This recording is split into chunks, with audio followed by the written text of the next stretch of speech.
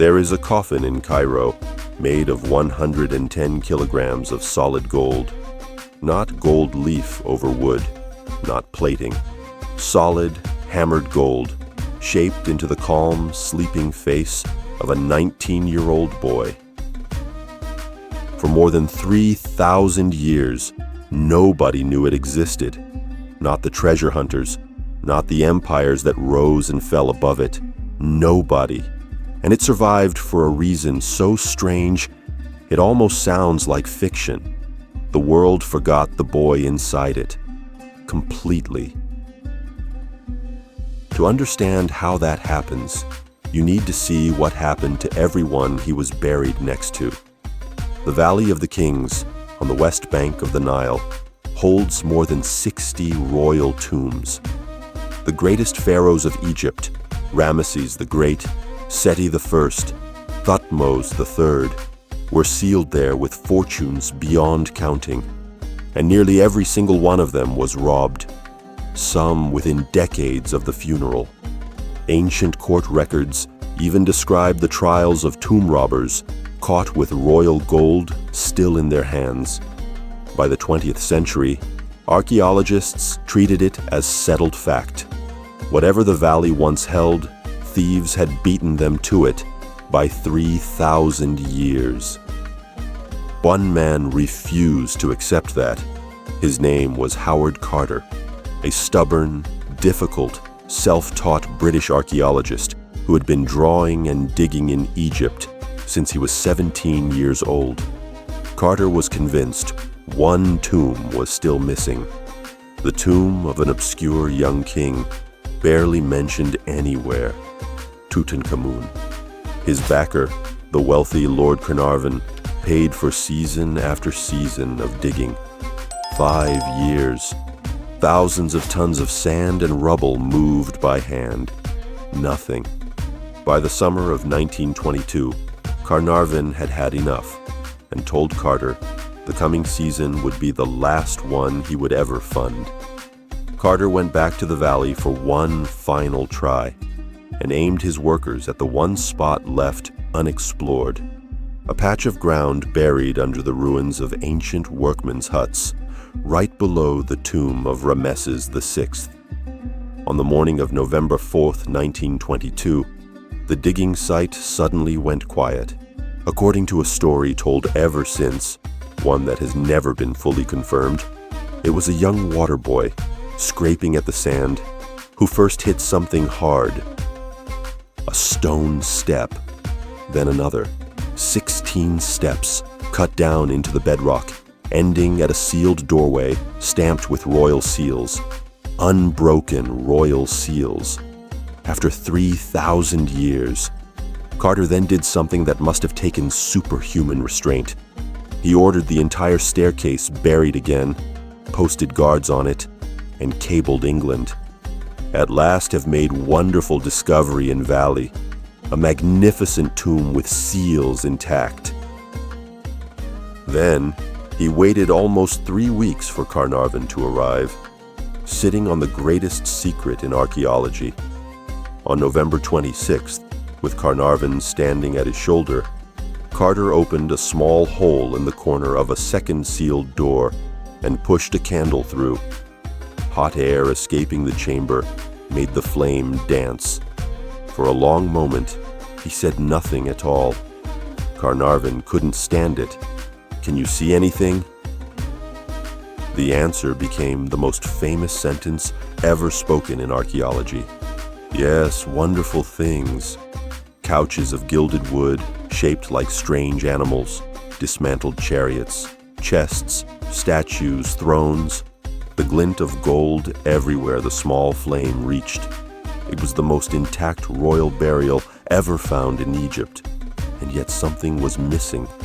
There was no coffin in that room, no king at all. Just 2 life-sized black statues, facing each other like sentries, guarding one more sealed wall.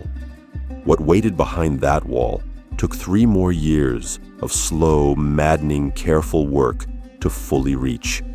When the burial chamber was opened, Carter found what looked like a solid wall of gold, a gilded shrine nearly filling the room. Inside it stood a second shrine, then a third, then a fourth, and inside that, a sarcophagus carved from a single block of quartzite under a cracked granite lid weighing more than a ton. When the lid finally rose, there lay a golden coffin in the shape of the young king. Nested inside it, a second coffin, even finer, and then the third. The innermost coffin was not gilded wood at all. It was solid gold, 110.4 kilograms of it, and resting over the face of the king himself sat the funerary mask, more than 10 kilograms of gold, inlaid with lapis lazuli, obsidian, quartz, turquoise, and carnelian. The calm golden face that would become the single most recognizable image of the ancient world. The boy the world forgot had just come back, permanently.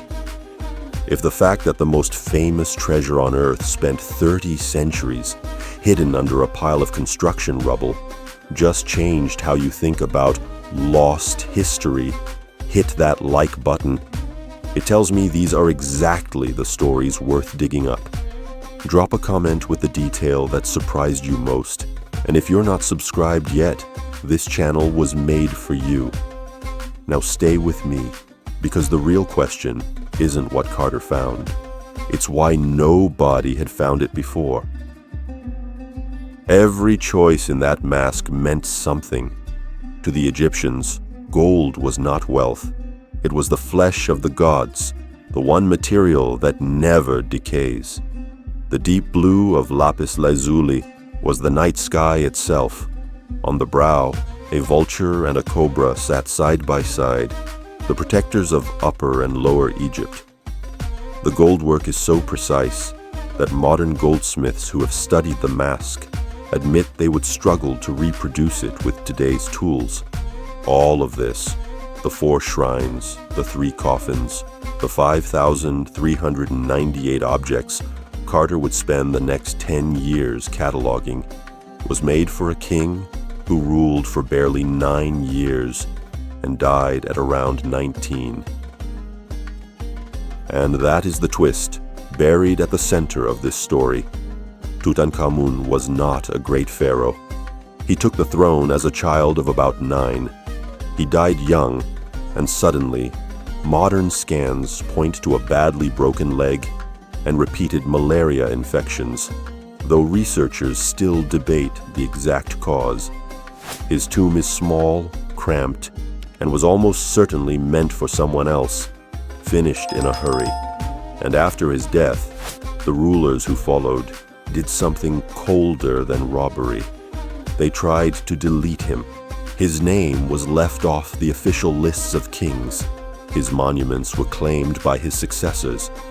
Within a few generations, Tutankhamun had simply never existed. That erasure should have been the end of him. Instead, it became his shield. Robbers did break into the tomb at least twice, soon after the burial, and never got anywhere near the king before the entrance was resealed. Then, about 150 years later, workers cutting the tomb of Ramesses VI dumped their rubble and built their huts directly on top of the forgotten doorway. The thieves of the valley stripped the tombs of the great names, the remembered names.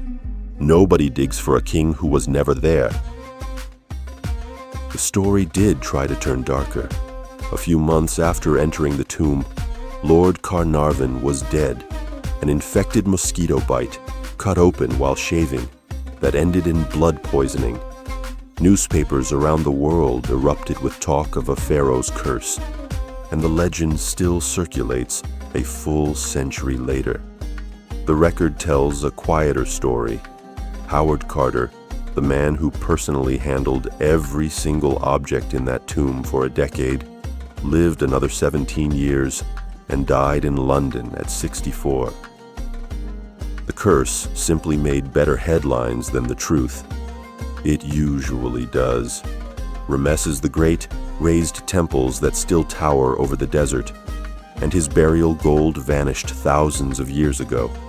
Seti's tomb is a carved masterpiece, found stripped nearly bare. The kings who made sure their names would thunder through eternity were robbed precisely because everyone knew their names. The boy they erased is the only one who kept his gold, his face, and his eternity. 3,000 years of silence turned out to be the loudest survival in human history. If you want more stories like this one, real, forgotten, hidden in the details the official version leaves out, watch the video that's on your screen right now. Here on It Sounds Like Fiction. But it's history.